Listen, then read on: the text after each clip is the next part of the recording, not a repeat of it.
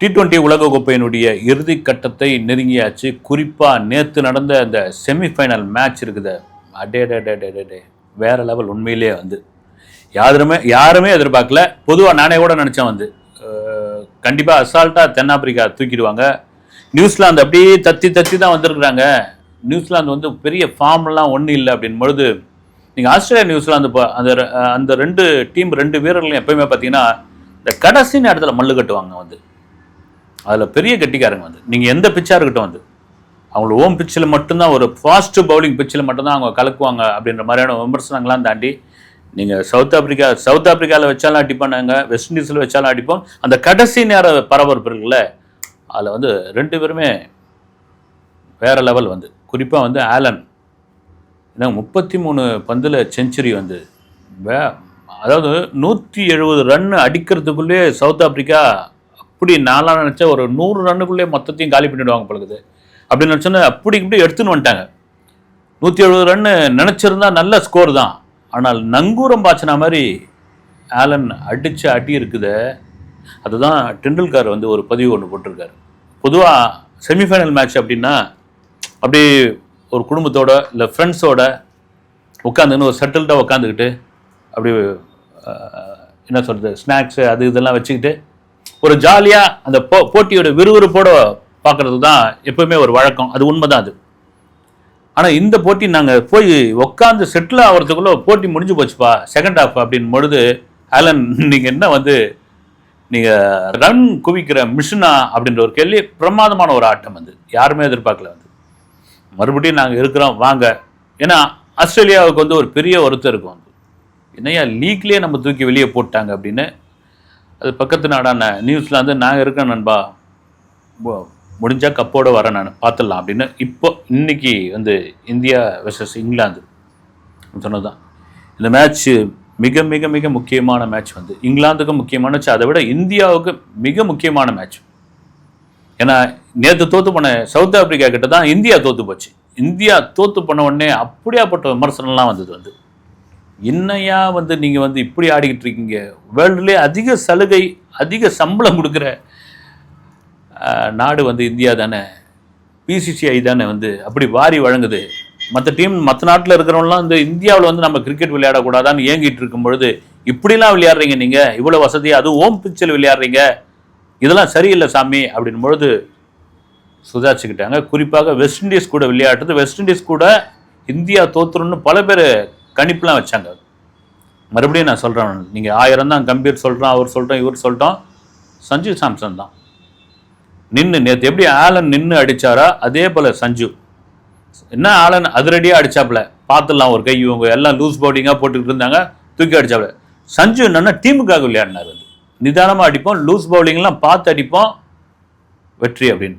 அந்த அளவுக்கு ஃபார்முக்கு வந்தாச்சு. வந்த பிறகும் திரும்ப என்னன்னா பவுலிங் ரொம்ப முக்கியம் சாமி, பவுலிங் ரொம்ப முக்கியம். பவுலிங்கில் நீங்கள் வீக்காக இருங்க, அதை விட ஃபீல்டிங்கில் நிறைய கேட்ச் மிஸ் பண்ணுறீங்க, நிறைய பவுண்டரியில் வந்து பந்தை விட்டுறீங்க. அதுவும் வான்கடே ஸ்டேடியம், இன்றைக்கி நடக்கக்கூடிய வான்கடே ஸ்டேடியம் வந்து ரொம்ப சின்னது. இந்த 4-6 வந்து அசால்ட்டாக தூக்கிடுவாங்க. அதுவும் இங்கிலாந்தெல்லாம் நின்றுட்டாங்கன்னு வச்சுங்க, ரைட்டு சுத்து தான். அதனால் வந்து இந்த ஸ்பின் போடுறவங்க, ஸ்பின் பவுலிங் போடுறவங்க வந்து படு உஷாராக இருங்க.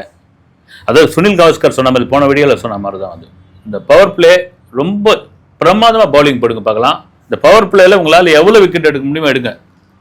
அது பூம்ரா மாதிரி ஒருத்தர் வந்து அந்த முதல் தொடக்க ஓவர் 3வது ஓவர் பவர் பிளேயில் போட்டால் போதும் அப்படின்னு.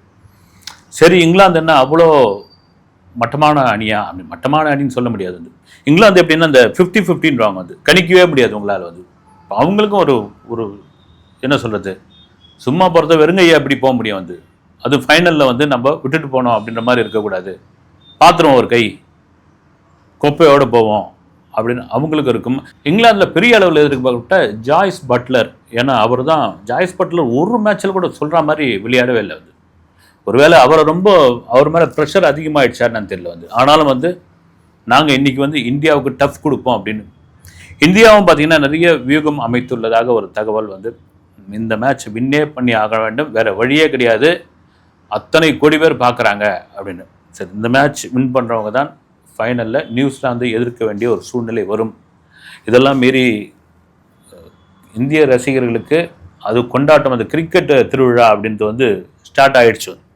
ஐபிஎல் வர 28ஆம் தேதியிலேருந்து ஆரம்பித்து மே 31ஆம் தேதி வரைக்கும் ஐபிஎல் திருவிழா களை கட்ட போகுது. வந்து ஐபிஎல் மேலே நிறைய விமர்சனங்கள் அது இதுன்னு இருந்தால் கூட ஒவ்வொரு ஊர்லேயும் இந்தியா முழுக்க, நீங்கள் நான் தமிழ்நாடுன்னு மட்டும் சொல்ல, இந்தியா முழுக்க சினிமா தியேட்டர்கள் பெரிய அளவில் அடி வாங்குது.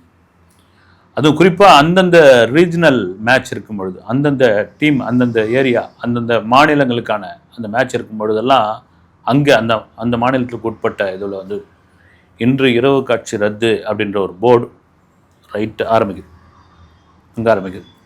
குறிப்பாக சிஎஸ்கே விஜயே சொல்லிட்டாரு, சிஎஸ்கே விசில் போடுங்க அப்படின்னு. விசில் சின்னம் விஜய்க்கு கிடச்சிருக்குது. ஒரே விசில் சத்தமாக தான் இருக்கும். அந்த விசில் சத்தத்தை ஒன்றும் கண்ட்ரோலே பண்ண முடியாது.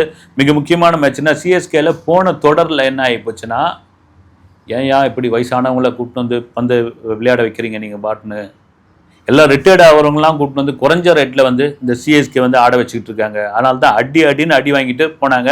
ரெண்டாவது பார்த்தீங்கன்னா ஃபீல்டிங் படுமோசம். வயசானவங்க போய் எப்படி வந்து தடுக்க முடியும்? அந்த ஃபீல்டிங் ஆர்வமே இல்லை, ஃபீல்டிங்கில் வந்து அன்ஃபிட்டு இப்படிலாம் சொல்லிட்டு இருக்கும் பொழுது, ஏற்கனவே ஆல்ரெடி வந்து நியூசிலாந்து முன்னாள் வீரர் ஃப்ளெமிங் வந்து இங்கே பயிற்சியாளராக இருக்கிறார்.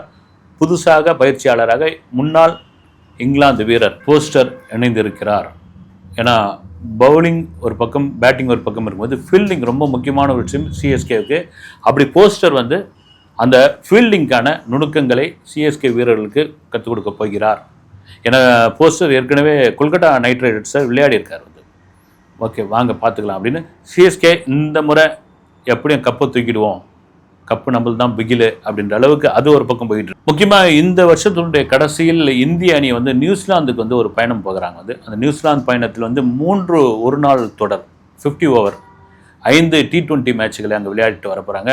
அதே வேளையில் வந்து நியூசிலாந்து கிரிக்கெட் வாரியம் என்ன சொல்லியிருக்காங்கன்னா, இங்கே இருக்கிற பிசிசிஐக்கு வந்து அந்த 3 ஒன் டே மேட்ச் இருக்கு இல்லைங்களா 50 ஓவர், அதை வந்து இன்னும் 2 எக்ஸ்ட்ரா சேர்த்து 5 ஒன் டே மேட்சாக கொடுங்க, 5 ஒன் டே மேட்சாக வந்து விளையாடிட்டு போகணும், எக்ஸ்டெண்ட் பண்ணுங்க, நாங்கள் விசாவை எக்ஸ்டெண்ட் பண்ணுறோம், அது என்ன காரணத்துக்காக தெரியல, ஓகே நாங்கள் பேசுகிறோம், பரிசீலனை பண்ணுறோம் அப்படின்னு அவங்க சொல்லியிருக்காங்க. ஏன்னா ஒரு நாட்டுக்கு போயிட்டு கிரிக்கெட் விளையாட தான் நாங்கள், அதுவும் இந்தியா மாதிரியான ஒரு அணி, இந்தியா மாதிரியான ஒரு நாடு ஒரு நாட்டுக்கு போய் கிரிக்கெட் விளையாடுதுன்னா அங்கே அந்த கிரிக்கெட் வாரியத்துக்கு கண்டிப்பாக ஒரு பெரும் தொகை ஸ்பான்சர்ஷிப், அது இது லொட்டு லொஸ்க்கு, பார்வையாளர்கள், டெலிகாஸ்ட்டு எல்லா விதத்துலேயும் வந்து குவியும். அது அதனால தான் நியூசிலாந்து வந்து இந்த ஒரு கோரிக்கையை வைத்திருக்கிறார்கள் அப்படின்னு. குறிப்பாக ஹாட் ஸ்டார் தமிழில் வந்து காம்பேரிங் ஆர்ஜே பாலாஜி, அது 2 வருஷத்துக்கு அப்புறம், ஏன்னா கருப்பு பட ஷூட்டிங்கில் இருந்தார், அவர் பல விஷயங்களை வந்து தமாஷா சொல்கிற மாதிரி ஓப்பனாகவும் அடிச்சு விட்டுருவார். வந்து அதில் மிக முக்கியமான ஒரு விஷயம் என்னென்னா வந்து இந்த போர் பதட்டம், எப்போ பார்த்தாலும் இந்த வார் நடந்துகிட்டு இருக்கு, உக்ரைன் ரஷ்யாவுக்கான வார், இன்னொரு பக்கம் பார்த்தீங்கன்னா ஈரான் வார், அப்புறம் அந்த வளைகுடா நாடுகள்லாம் இருக்கிறவங்கலாம் எப்பப்பா நம்ம இந்தியாவுக்கு வருவோம் அப்படின்ற ஒரு பதட்டத்தில் இருக்காங்க.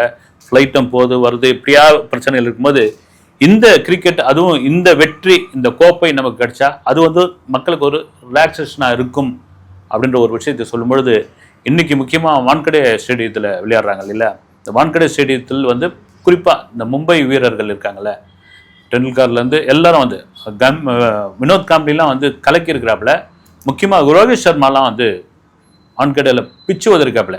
இதில் ஒரு விஷயத்த அப்படியே நாசுக்கா இல்லை டேரிங்காக சொல்லலை ஆர்ஜே பாலாஜி. அதுதான் சொல்கிறேன் நான்.